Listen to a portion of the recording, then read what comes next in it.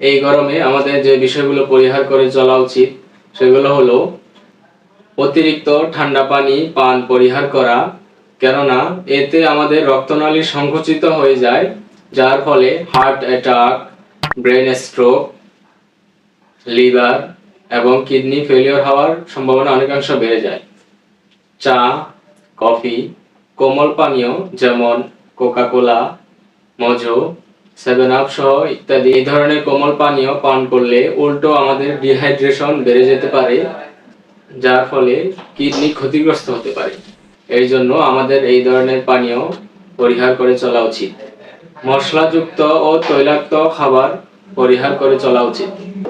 প্রচন্ড গরমে আমাদের বেশিক্ষণ বাহিরে থাকা উচিত নয়, কেননা বাহিরে যতক্ষণ থাকবো আমাদের দেহের তাপমাত্রা ততই বৃদ্ধি পাবে। এরপর আমরা যখন বাহির থেকে ঘরে আসবো তখন সাথে সাথেই আমরা